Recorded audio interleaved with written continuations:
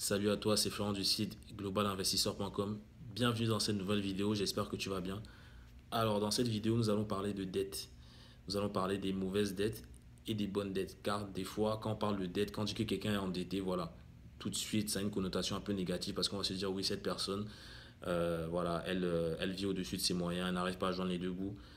C'est pas forcément le cas car il existe des bonnes dettes qui te permettent d'atteindre tes objectifs financiers à moyen et à long terme. Donc c'est ce que je vais te présenter dans cette vidéo. Je vais te présenter des mauvaises dettes et je vais te présenter des bonnes dettes pour que tu puisses avoir ton propre jugement et voilà, savoir quel type de dette s'adapte en fait à ton projet futur. Donc on va commencer par les mauvaises dettes. Les mauvaises dettes, c'est quoi? C'est tout ce qui est achat d'éléments passifs en fait. Pour faire très simple, c'est tout ce qui te coûte de l'argent. C'est tout ce qui ne te rapporte pas d'argent en fait. Donc ça va être l'achat par exemple d'une télévision, d'un iPhone X.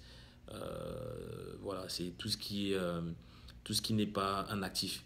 Dans le sens où voilà, tu vas souscrire un crédit à la consommation pour te payer une nouvelle télévision alors que tu n'en as pas les moyens. Déjà ça va te faire perdre de l'argent et ça va même te coûter de l'argent dans le sens où le crédit que tu vas prendre sera un intérêt très élevé. En France, par exemple, les intérêts pour des crédits à la consommation vont de 3 à 5%.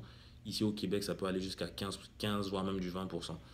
Donc déjà, tu vas acheter quelque chose alors que tu n'en as pas les moyens. Donc clairement, tu vas vivre au-dessus de tes moyens parce que là, tu achètes quelque chose alors que tu n'as pas les moyens de les acheter.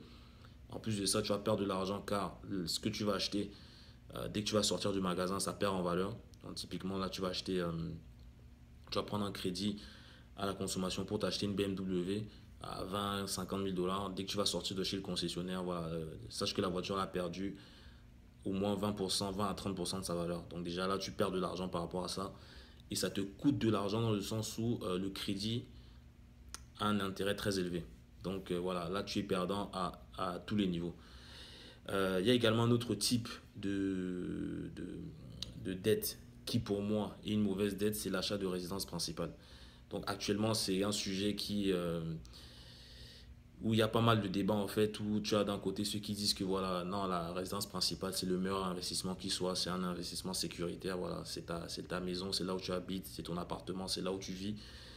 Et tu as l'autre côté qui dit que la résidence principale n'est pas une bonne dette dans le sens où ça te coûte de l'argent. Donc bon, je ferai une autre vidéo où on pourra discuter de ça. Bon, là je te présente ça de manière très générale.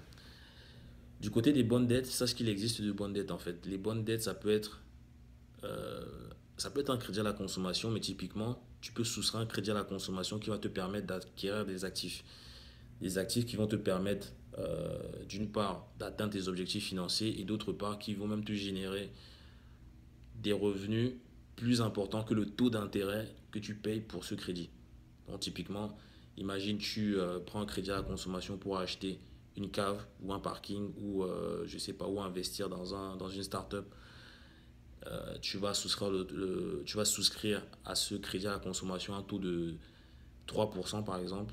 Mais si toi, l'investissement que tu fais a un retour sur investissement de, je sais pas, de 8%, finalement, tu vois que tu es gagnant de 5%. Donc voilà, c'est juste pour te dire qu'il existe des dettes qui peuvent te faire avancer d'un point de vue financier et qui peuvent te permettre d'atteindre tes objectifs dans le temps et qu'il existe de mauvaises dettes qui finalement te ralentissent. Parce que typiquement, c'est comme si, imagine, tu accumules les dettes, voilà, tu payes des restos avec ta carte de crédit, tu vas en boîte de nuit, tu payes des bouteilles, voilà, tu achètes le dernier téléphone à la mode, alors que tu n'en as pas les moyens. Finalement, c'est quelque chose qui va te ralentir dans tes objectifs et qui va te coûter de l'argent.